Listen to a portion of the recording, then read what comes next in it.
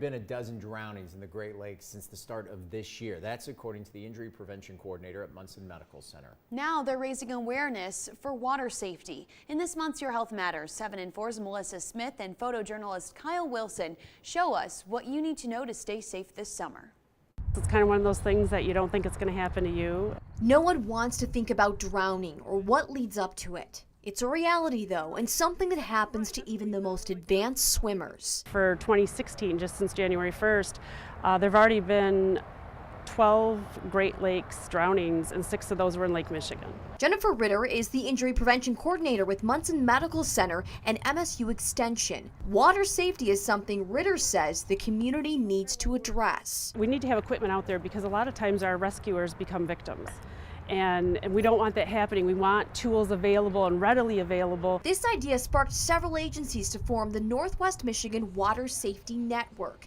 The network submitted a grant through the Grand Traverse County Health Department, and with that money installed 39 of these rescue stations along East and West Bays in Traverse City. Depending on which area they're at or what beach they're at, they're going to see a sign. Now this one does also have the rip currents, which are ones on Lake Michigan will definitely have information about rip currents and how to navigate that, which you're going to flip, float, and follow the current if you're in that situation because you can't fight it. They're going to have signs of drowning, and again, drowning is not like in the movies. It's silent, it's quick, you don't know it's happening almost. It's so quick. It's not people flailing and screaming. That's not what it looks like. So just kind of being aware of that. And then they've got the rings with the ropes. And it's an awkward thing. If you've never actually thrown one of these, it's a little awkward. So we're telling people, if you see them along the beaches, go practice with it.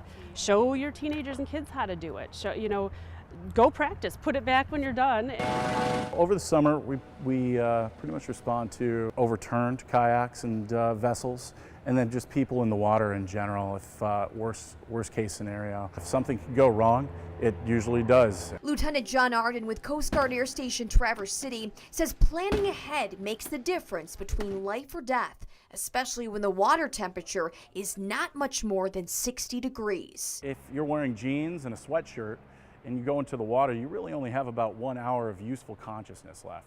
And what we mean by useful consciousness is just being able to stay awake. Your body's going to start shutting down, pull all the blood into your core to try and keep it warm.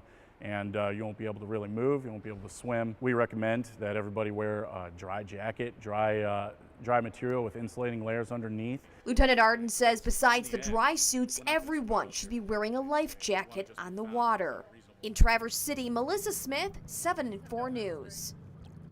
Lieutenant Arden also recommends people use locator devices while out on the water to help first responders if an emergency occurs. West Bay Beach Resort in Traverse City was one of the first hotels to implement one of the new water rescue stations. If you'd like to buy one for a private or public beach, you can actually do that by contacting the Grand Traverse County Health Department.